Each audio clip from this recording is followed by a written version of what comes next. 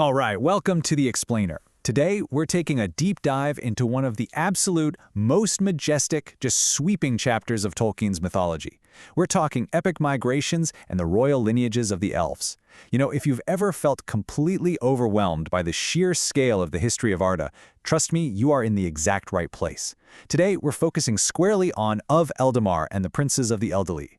We're going to break down how these elven factions literally moved across the world, how they built their legendary cities, and, well, most importantly, we'll map out that notoriously dense family tree of the Noldoran princes. That way, you'll know exactly who's who when the catastrophic wars kick off later on. Okay, let's take a quick look at our agenda for today. First, the island ferry to Aman. 2, sundering of the Teleri. 3, building the Elven cities. 4, princes of the Noldor. And finally, number 5, the Haven of Swans. Let's jump right into Section 1, the island ferry to Aman. So, let's set the scene. We are way back in the ancient days, right after the Battle of the Powers.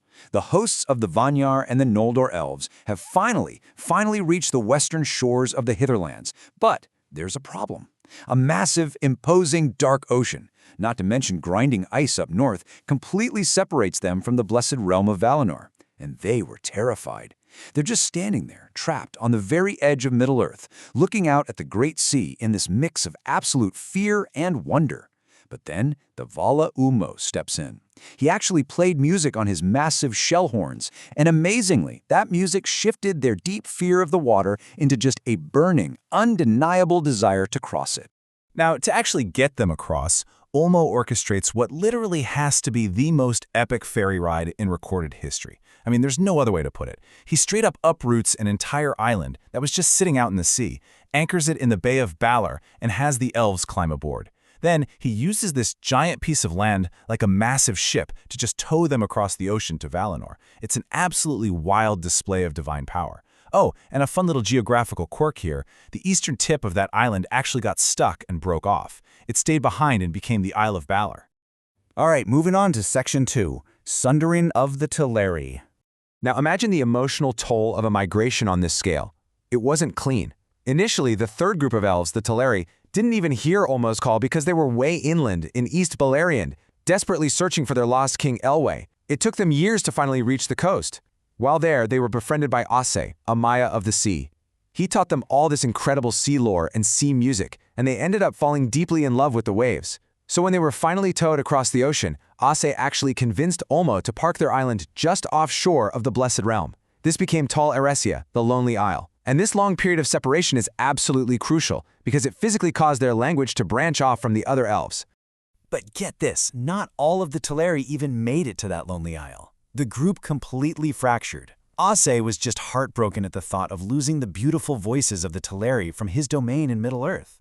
So he talks a group of them into staying behind. These folks became the Falathrim, literally the very first mariners and shipmakers, and they were led by the legendary Círdan the shipwright. Meanwhile, Elwë's closest friends refused to leave without him. They called themselves the Eglath, or the Forsaken People. They ended up living out in the woods, just filled with sorrow every single time they looked out toward the sea. But the Forsaken People wouldn't be lost forever, right? Elwë finally woke up from his long trance. He walks out of the woods with the Maia Melian, and he was changed, completely transformed. He looked almost like a Lord of the Mire himself, with his striking gray-silver hair standing as the tallest of all the children of Ilúvatar. And you know, even though he'd wanted to see the trees of Valinor so badly, he found that just looking into Melian's face was like looking into an unclouded mirror of that exact divine light. He was totally content. His people rallied around him in joy, and that moment forever shifted the destiny of Middle-earth. Which brings us to Section 3, Building the Elven Cities. So while Elwë's people are settling down in Middle-earth, the Valar grant this unbelievable land to the Vanyar and Noldor who actually made it to Aman. The real geographical anchor for their new home is a place called Tuna. See, the elves absolutely loved the radiant tree-lit gardens of Valinor, but they still really missed the stars. To fix this, the Valar essentially carved a massive gap in the giant mountain wall of the Pelori.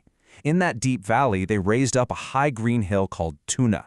It was the ultimate bridge. From the west, it caught all that golden and silver light of the trees, and from the east, it looked right out over the shadowy seas toward the stars. Through that mountain pass, the light of the Blessed Realm streamed out, reaching all the way to the shores of the Lonely Isle. On top of that hill, they built the great city of Tirion. And the Noldor, their skill was just unmatched. They built these gleaming white walls and sweeping terraces. They constructed the Minden Eldalië, which was this huge tower of Ingwe that held a silver lamp shining right through the sea mists. Tirion was also where they kept Galathylion, a gorgeous, slightly smaller image of the White Tree. But here's the absolute game changer for this world. This is exactly where the Noldor Masons first discovered earth gems. They literally invented the tools to cut and shape them into myriads of jewels. And the best part? They didn't hoard them, they freely gave them away, completely enriching all of Valinor with this brilliant new craftsmanship. So, with the Noldor hitting the absolute peak of their creative power in Tirion, it really begs the question, who was actually ruling these massive, sprawling new realms? Let's find out in Section 4, Princes of the Noldor. Okay, Tolkien's history is pretty famous for its incredibly dense family trees, but we can make total sense of King Finwë's legendary sons by just zooming in on their defining traits. First up, Fëanor. His mother was Miriel, and his whole vibe is just pure skill and fire. He was the mightiest in both word and hand, and his spirit literally burned like a flame. Next, we have Fingolfin. Born to Indus, he is all about strength and steadfastness, easily the most valiant of the brothers. And finally, Finarfin, also born to Indus. He's defined by fairness and wisdom, which was heavily influenced by his marriage to Eowyn, a Teleran swan maiden. Keep these distinct personalities locked in your head, because these specific traits trickle straight down to their descendants.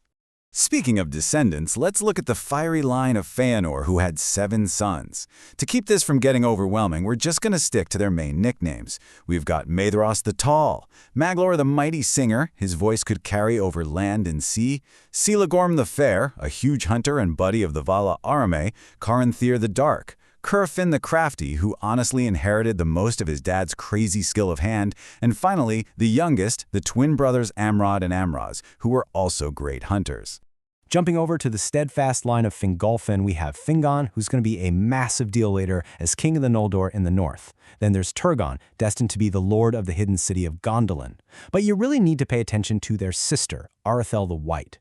She was tall, incredibly strong, and just loved riding and hunting in the wild forests. Interestingly enough, she hung out a lot with the sons of Fëanor, but gave her heart's love to absolutely none of them. She was known as the White Lady of the Noldor, always dressed purely in silver and white.